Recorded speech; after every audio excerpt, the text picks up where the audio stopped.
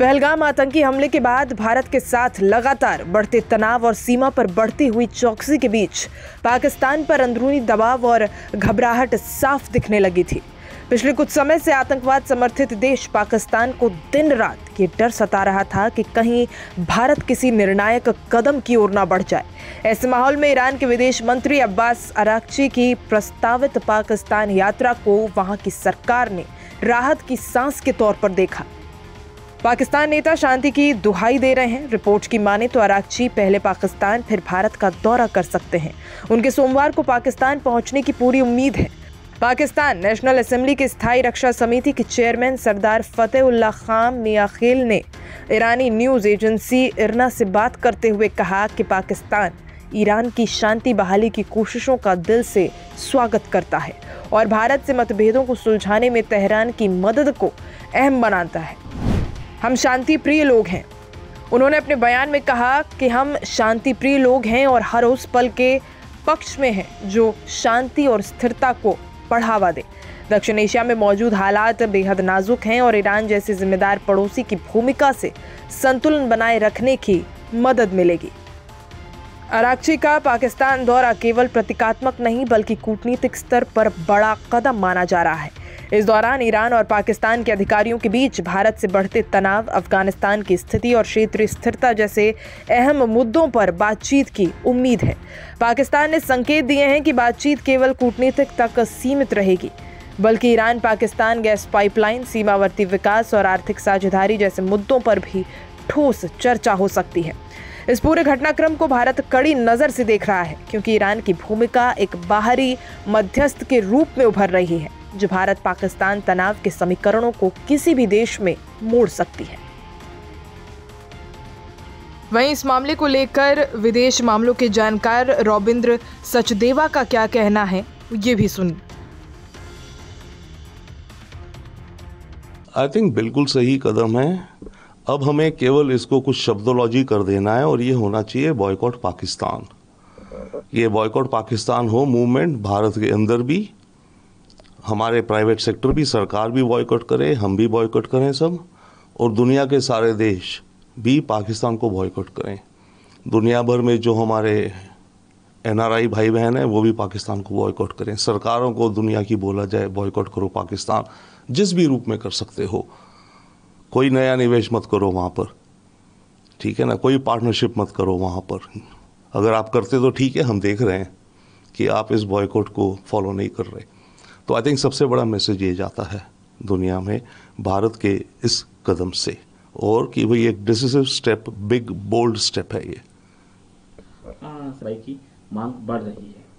No definitely yes, मांग तो बढ़ी रही है पूरे भारत में कि कुछ एक्शन हो, और मेरे विचार से डेफिनेटली होगा।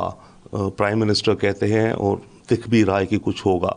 यस, वक्त लग रहा है और वक्त लगता है तैयारियों में, मल्टीपल आपकी मिलिट्री तैयारियाँ हैं, डिसीजंस लेने हैं। इसके अलावा आपको इंटरनेशनल पार्टनर्स के साथ भी कुछ चेस खेलनी है। आपको अमेरिका को और सऊदी अरब को और अरब एमिरेट्स के पाकिस्तान के ऊपर प्रेशर डलवाना है कि हम तो अटैक करेंगे एक, अब पाकिस्तान उसका जवाब कैसे दे। प्रेशर आना चाहिए अमेरिका से, सऊदी अरब से और एमिरेट्स से पाकिस्तान के ऊपर कि तुम जवाब तो दो पर ज़्यादा मत देना, क्योंकि पाकिस्तान ने अगर कोई बड़ा सा जवाब देने की हिम्मत करी तो फिर तो इंडिया पूरा हैमर कर देगा, ऑल आउट वॉर हो जाएगी। तो इस ऑल आउट वॉर रोकने के लिए अमेरिका, सऊदी और अरब एमिरेट्स को पाकिस्तान के ऊपर पूरा प्रेशर डालना चाहिए कि भारत की जो प्रैक्टिस है, डॉक्ट्रिन है, टिट फॉर टैट, एक हुआ है तो एक तुम्हें लेना पड़ेगा हिट। सर, प्रधानमंत्री मोदी बाद में हमने सीमा पार आतंकवाद के खिलाफ हमारे संघर्ष में अंगोला के समर्थक के लिए उनका धन्यवाद किया। अंगोला का समर्थक कितना ये बेनिफिट इंडिया के लिए होगा? Only definitely yes. देखिए, अंगोला इस समय अफ्रीकन यूनियन जो है उसका चेयर या प्रेसिडेंट है उस संस्था का, तो बहुत बड़ा बात है। तो अंगोला के साथ मीन्स पूरी अफ्रीका, वो अफ्रीकन यूनियन का हेड है, राइट। ये ऑल्सो इंडिकेट करता है कि ग्लोबल साउथ में हमारी आई थिंक रीच भी बढ़ रही है, पकड़ भी बढ़ रही है, रिश्ते स्ट्रॉन्गर भी हो रहे हैं।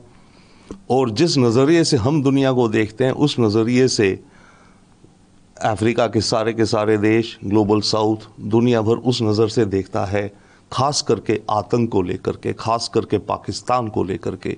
तो ये बड़ा मैसेज है। In Pakistan, bars port access in the tough moves post Pahalgam. How do you see this? No, definitely this is an absolutely logical step by India. What I think this can be described is essentially a boycott Pakistan.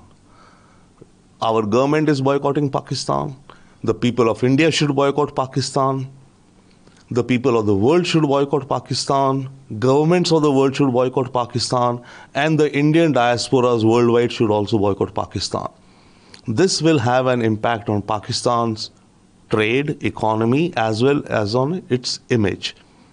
No new investments, no new partnerships in Pakistan should be made by any of the countries and our friends. If they are making those investments in Pakistan, then they are not our friends, because they are not boycotting Pakistan. For first time after Pahalgam terror attack, and Jammu and Kashmir CM met PM Modi, and amid rising India-Pakistan tension after the Pahalgam attack, with growing demands from strongly military action. No, certainly there are demands within the country. We can see it for action, strict, big, decisive action, bold action. I think the government is very much preparing for it, planning for it in the short term, medium term, and the long term. And multi-dimensional, military, economic, diplomatic, financial, boycott Pakistan, all of these combined. Now, out of all of these components, definitely yes, the military component is the most worried and talked about right now, and we want it. I think in addition to making whatever preparations and scenarios, gaming with respect to what happens if Pakistan is attacked by us, one other area which India is definitely exploring would be with America, Saudi Arabia, and Arab Emirates, that they should pressure Pakistan not to retaliate, spiral up.